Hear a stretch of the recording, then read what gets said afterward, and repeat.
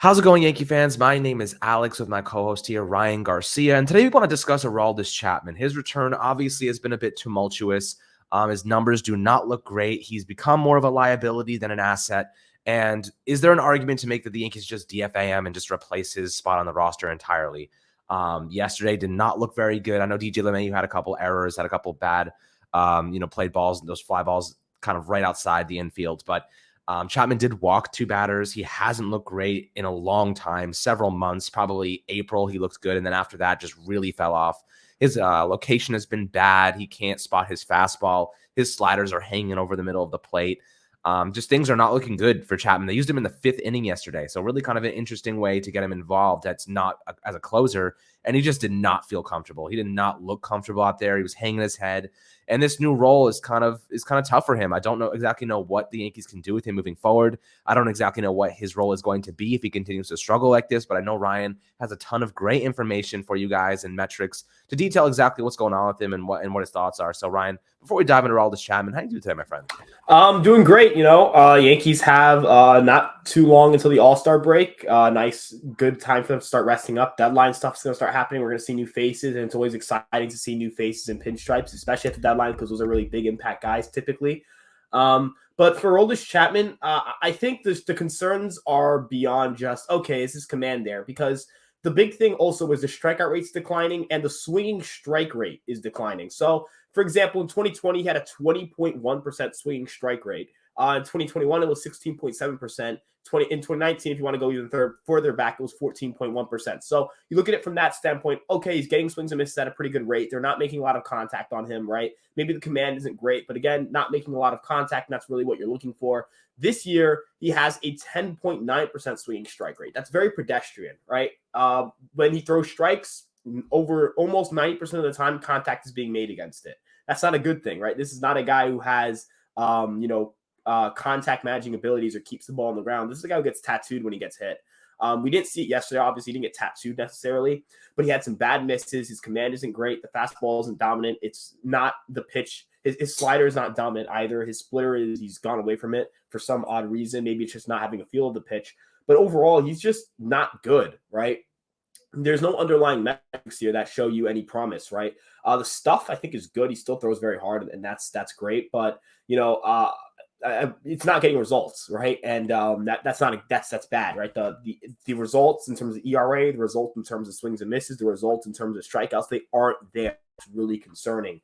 And we've talked about this before. The Yankees are going to have a little bit of a logjam in the bullpen with Britton coming back. Loizaga just started a rehab assignment. Herman probably coming back sooner rather than later.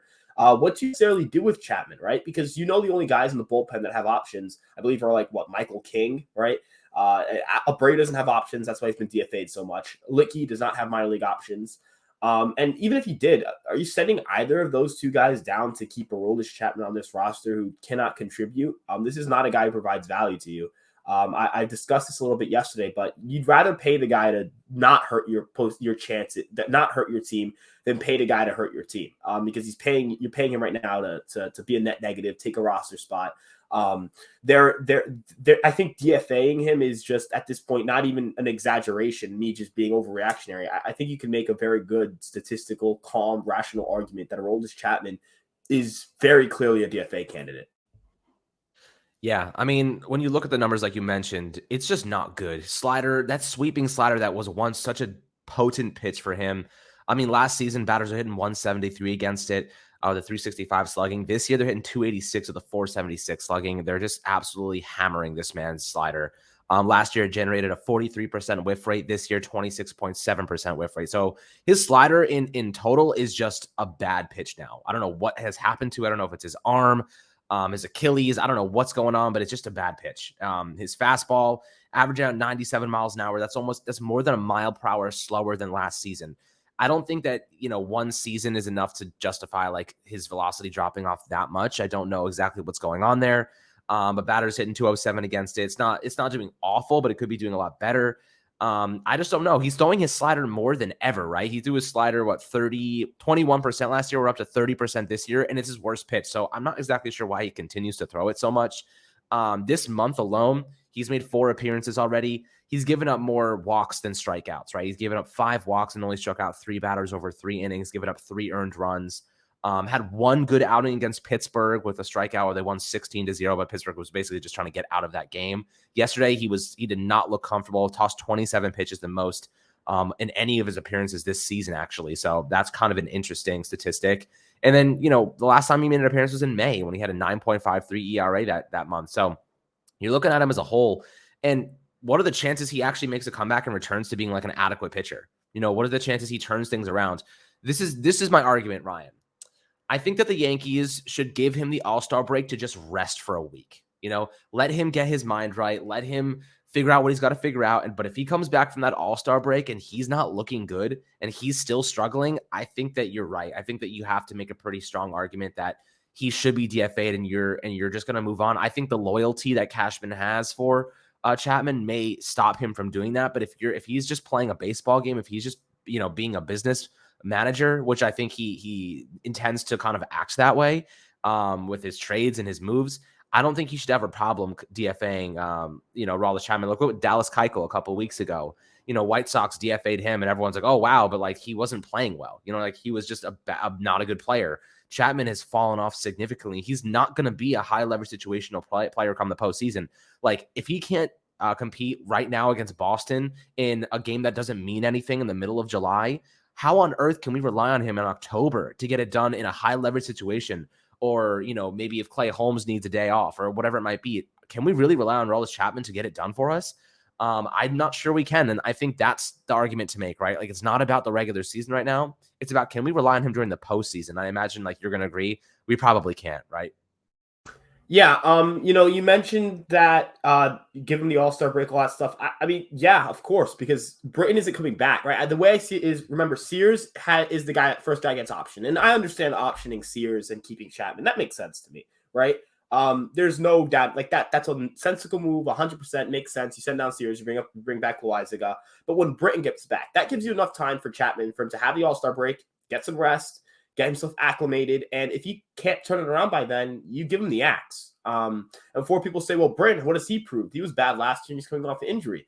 Well, if Britton isn't very good, you can figure it out with him as well, right? It's not like the Yankees don't have options to figure it out, right? The only guys, but the problem is the only guys who have minor league options currently on the roster are JP Sears, Wandy Peralta, and Michael King. As I mentioned, Sears is getting sent down when Loizaga gets back, but you're not sending down King or Peralta, right? Like I can tell you right now, not happening. If that happens, God, it's not happening. So someone's gonna have to get DFA'd.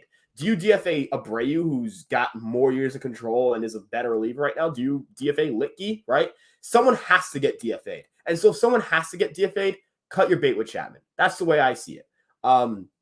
And I know Cashman's going to make the decision that is best for the team because, again, I mean, he's got more information than I do on these guys. This is just us speculating. But I'm telling you from, the data on his pitches, the way he the inability to get swings and miss anymore, the bad command, there's no redeemable qualities for Aroldis Chapman. And he has to do some miracle work.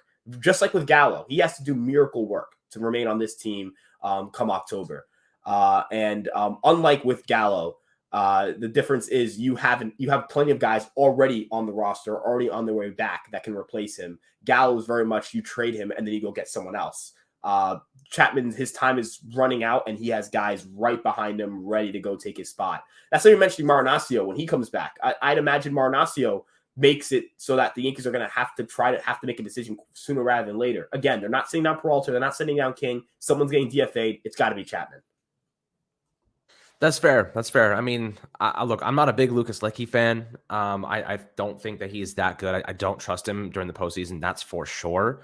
But I'd rather give Albert Abreu the reps right now. Like he has had some good outings. He does need that experience. He does need that momentum and some good performances to kind of build him up where he can be, a useful piece to this team down the stretch. But Chapman, I just wonder, like, what does Aaron Boone do here? How does he begin to decrease his usage, especially with all the issues in the bullpen right now in terms of just not having enough guys available, like Marinaccio when he comes back, when Jonathan Loizaga comes back.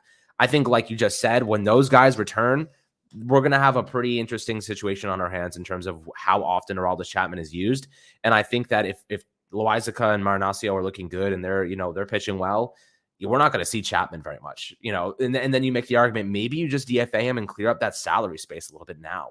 You know what I mean? Is that, I guess that would make sense, but you'd have to do that before the trade deadline. I don't know. This is an interesting situation, and Chapman definitely has some work to do before we can rely on him as a key asset to this bullpen right now, because we are facing a little bit of adversity.